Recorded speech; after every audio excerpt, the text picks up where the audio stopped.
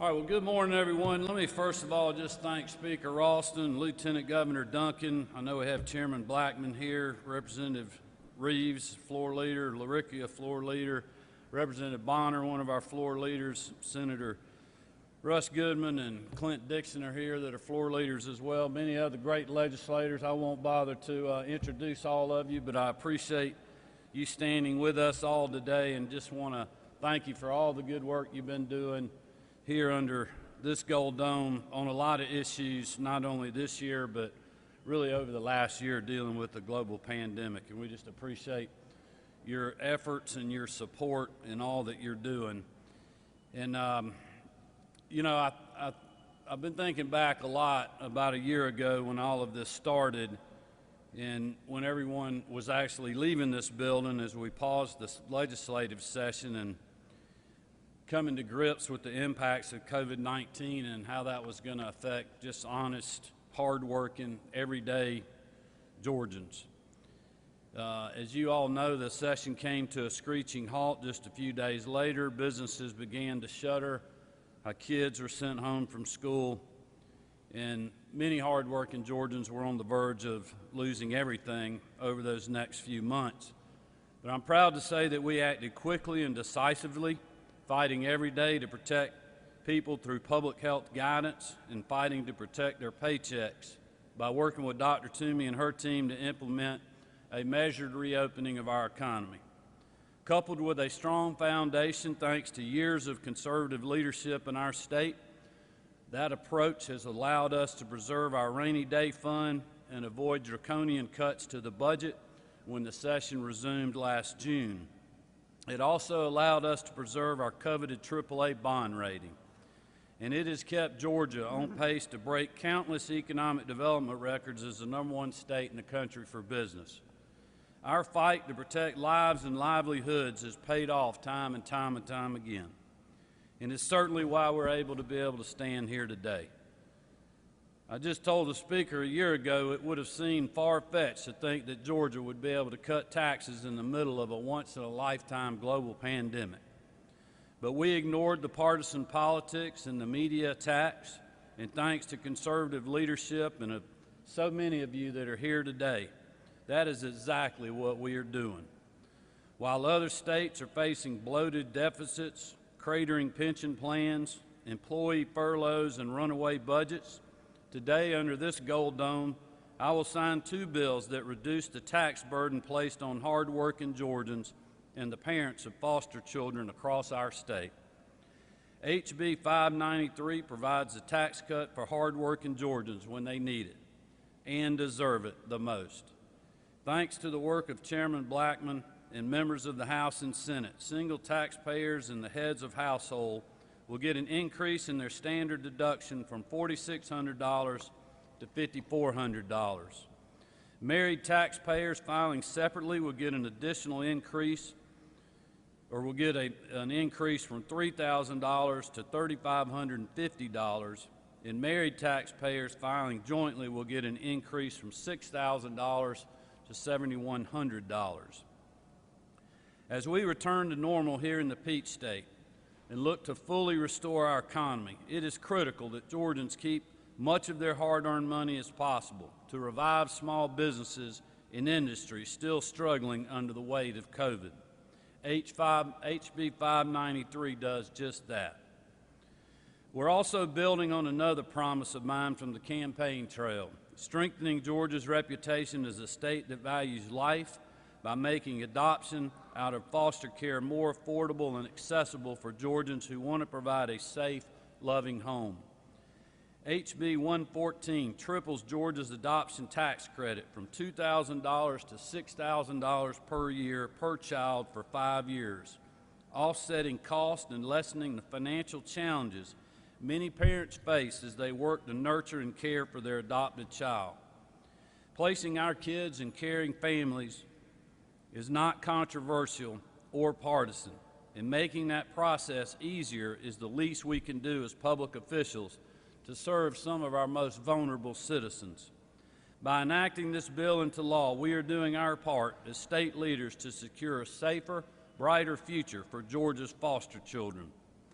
And while the federal government is busy every day spending itself into a national debt crisis with no end in sight, here in Georgia, we are building on a tradition of responsible fiscal management by cutting taxes and balancing our budget, as we have always done. I want to close by thanking you all again for being here today. There are still many challenges ahead that we face here in our state, but working around the clock, we can bring an end to the long nightmare of COVID-19 once and for all here in Georgia. Every day we are one step closer to a complete return to normal. And as your 83rd governor, I'm more optimistic than I've ever been. By putting hard-working Georgians first and continuing to work with the leaders in the General Assembly, I know that our state's best and brightest days are still to come. Thank you all for being here. Thank you for all your hard work, and thank you for what you will be doing in the days ahead. God bless you, and God bless this great state of Georgia. I now want to throw it to a great friend, our Lieutenant Governor, Jeff Duncan.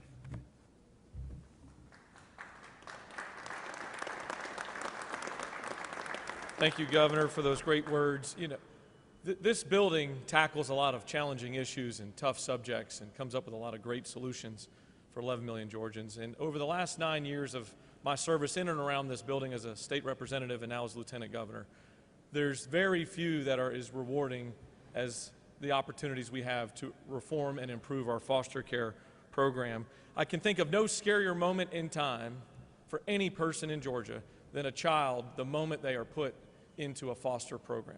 I can think of no scarier time, and HB 114 allows us to continue to take great steps in helping to build and recruit great, strong families to be that transition point for those kids as they try to achieve their dreams and try to continue on with their childhood.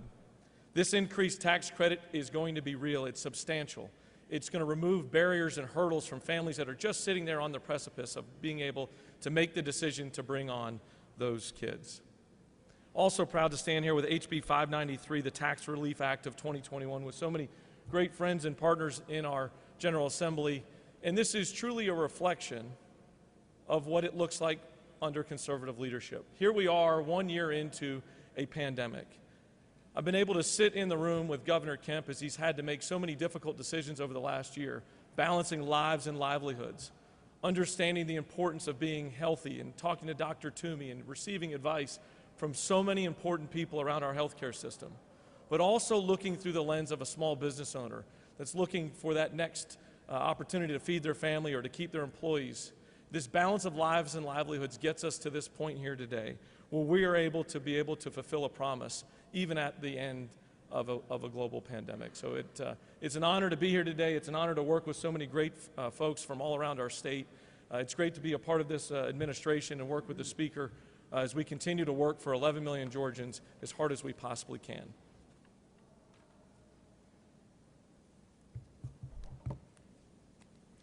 Well, good morning.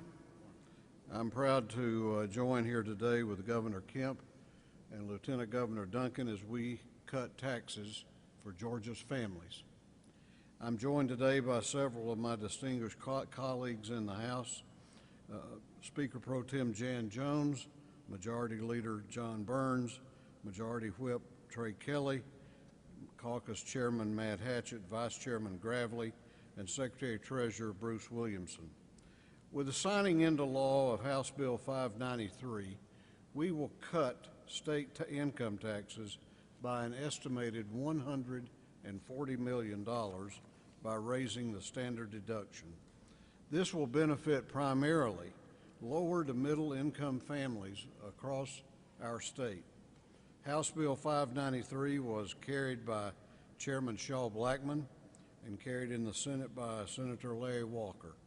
I want to thank them both for their work to reduce the tax burden on Georgians. And with the signing of House Bill 114, we will increase and extend a tax credit for families that adopt children out of foster care. I want to thank Governor Kemp for making this a priority in his agenda for this session.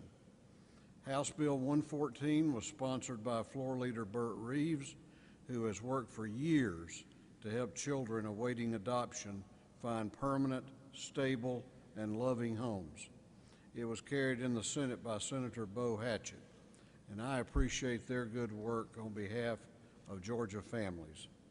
I am proud that our House of Representatives stood together in a bipartisan fashion and passed both House Bills 593 and 114 unanimously. You have all read that Congress recently tried to prevent states from returning money to our residents. I am very proud of the united front between the governor, lieutenant governor, attorney general, and myself to stop such an egregious federal overreach. I want to thank Treasury Secretary Yellen for listening to our concerns and signaling that her department will dramatically curtail that provision of the so-called American Rescue Plan Act. The last time the United States had a balanced budget was 20 years ago. Our nation has run a deficit every year since. Our state, on the other hand, is required to pass a balanced budget each year, and we do it in 40 days or less. If Congress needs advice on how to balance a budget, we're happy to share some tips.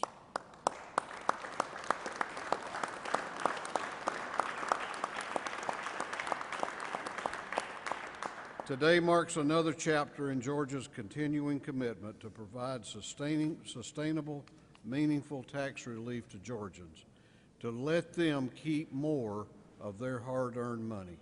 Thank you all for joining us. May God continue to bless our great state and these United States of America.